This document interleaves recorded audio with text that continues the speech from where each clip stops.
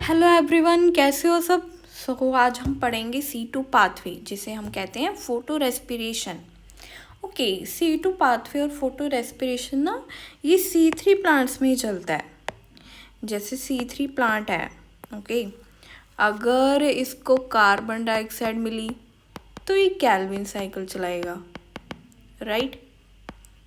Rubisco bind करता है, Rubisco enzyme है जो कार्बन डाइऑक्साइड के पास से बाइंड करेगा। अगर हम इसको ऑक्सीजन दे दें, C3 प्लांट को ऑक्सीजन की कंसनट्रेशन ज़्यादा हो कार्बन डाइऑक्साइड के कंपैरिजन में, तो यहाँ पे फोटो रेस्पिरेशन और C2 पाथवे चलेगा।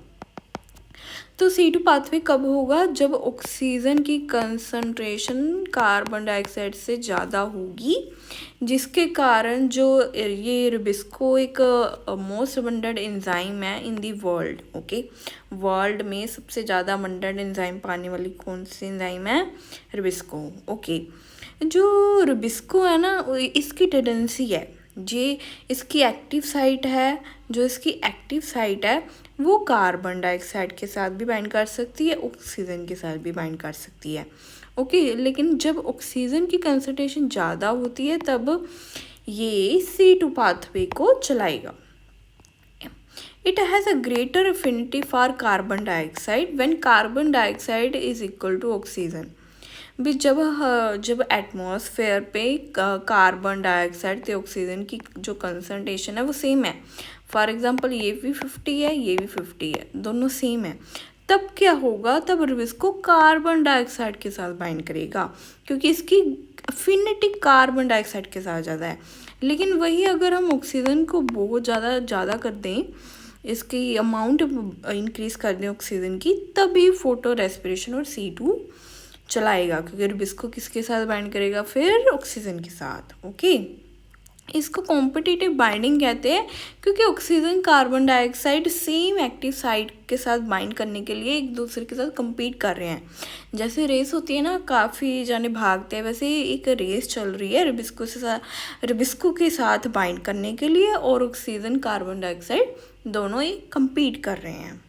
ओके, अब हमने C3 प्लांट लिया, ठीक है। C3 प्लांट में क्या होता है? जब C3 प्लांट में फोटो रेस्पिरेशन को चलना है, C2 को चलना है, तो जो रुबिस्को है वो ऑक्सीजन के साथ बाइंड करेगा, और जो कार्बन डाइऑक्साइड का फिक्सेशन रेट है वो डिक्रीज हो जाएगा, क्योंकि यहाँ कार्बन डाइऑक्साइड आया ही नहीं, कार्बन डाइऑक्साइड की कंसंट्रेशन कम है। जब कार्बन डाइऑक्साइड बाइंड ही नहीं किया रुबिस्को के साथ, उसकी फिक्सेशन भी नहीं पॉसिबल होगी, जिसके साथ इसकी फिक्सेशन का रेट कार्बन डाइऑक्साइड का कम हो जाएगा। अब हमने एक सबस्ट्रेट पढ़ा था, रुबिप, राइबोलेस 1,5 बिसफॉस्फेट, याद है? पिछले लेक्चर में पढ़ा था। यस, तो जो रुबिप है ना, रुबिस्को प्लस ऑक्सीजन की प्रेजेंस में ये कन्वर्ट होता है। रुबिप 5 कार्बन का है। ओके, रुबिप कितने कार्बन का है? 5। तो ये ब्रेक डाउन हो जाता है। 1 मॉलिक्यूल, 1 क्या रिप्रेजेंट कर रहा है? मॉलिक्यूल, मतलब एक 1 मॉलिक्यूल ऑफ फॉस्फोग्लिसरेट, एक तो बना फॉस्फोग्लिसरेट, और ये कितने कार्बन का है? 3 कार्बन का है। फिर फॉस्फोग्लाइकोलेट, इसका भी कितने मॉलिक्यूल? 1, बट इसके कार्बन 2 हैं, और 2 + 3 कार्बन कितने हो गए? 5 भी। जैसे फॉर एग्जांपल 1 2 3 4 5, तो 3 अलग निकल गए, इसने बना लिया फॉस्फोग्लिसरेट, और ये 2 कार्बन जो पीछे बचे, ये यहाँ से ब्रेक डाउन हो गया, ये अलग निकल गए, इसने बना लिया फॉस्फोग्लाइकोलेट। मतलब जो 5 कार्बन का एक मॉलिक्यूल था वो ब्रेक डाउन हो गया 3 कार्बन + 2 कार्बन में, ठीक है। 3 कार्बन का फॉस्फोग्लिसरेट बना लिया, 1 मॉलिक्यूल ही रिलीज हुआ ऑब्वियसली, और 2 कार्बन का फॉस्फोग्लाइकोलेट। ओके, ये हमें बाद में समझ आ गई, इसमें प्रोडक्ट कौन से बन रहे हैं। अगर ऑक्सीजन रुबिस्को के साथ बाइंड करेगा तब C2 साइकिल चलेगा। ओके, बट इसके डिसएडवांटेज क्या है? क्या क्या है डिसएडवांटेज?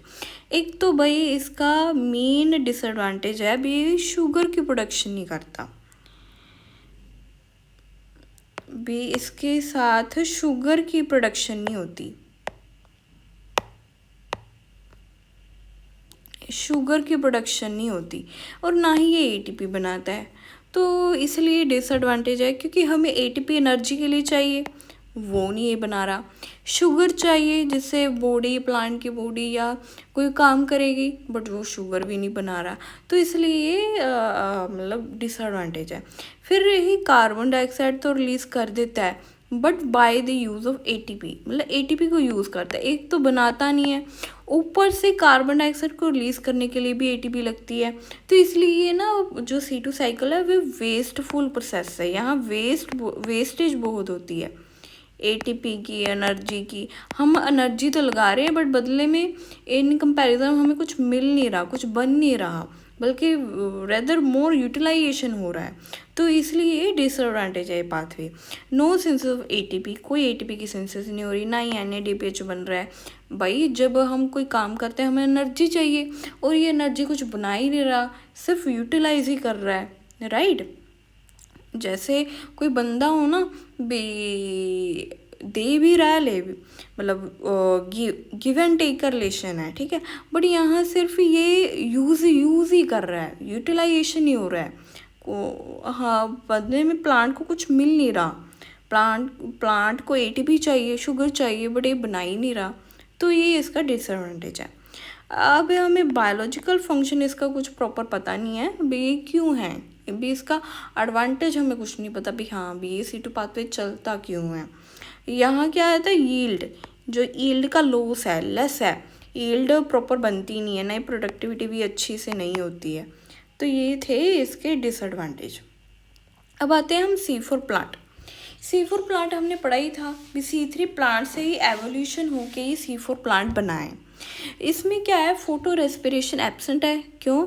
क्योंकि यहाँ पे ऐसा एक लेयर्स है क्रैंस एनोटमी जो कार्बन डाइऑक्साइड को इंक्रीज रखती है, और ऑक्सीजन बाहर ही रह जाती है, अंदर तो आ ही नहीं पाती, जिसके कारण रुबिस्को हमेशा कार्बन डाइऑक्साइड के साथ बाइंड करेगा और हमेशा C3 पाथवे चलेगा, फोटो रेस्पिरेशन होगा ही नहीं, ठीक है। They have special mechanism to increase carbon dioxide, वही बताया ना मैंने, क्रैंस एनोटमी लीफ में पाई जाती है, right, to increase carbon dioxide concentration.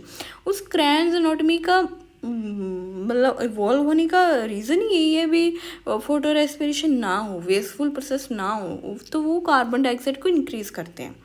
कहाँ पे? Eight enzyme site. एंजाइम पता है ये कौन सी होगी? Rubisco obviously,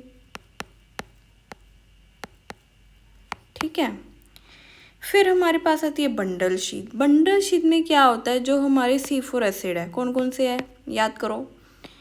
okay, malic acid और दूसरा है एस्पार्टिक एसिड, यही थे ना हमने पढ़े थे पिछली बार, मैलिक एसिड और एस्पार्टिक एसिड। ये दोनों क्या होते हैं, ब्रेक डाउन किए जाते हैं, इनमें 4 कार्बन होते हैं, ब्रेक डाउन करके C3 बना लेते हैं और साथ में कार्बन डाइऑक्साइड रिलीज हो जाता है।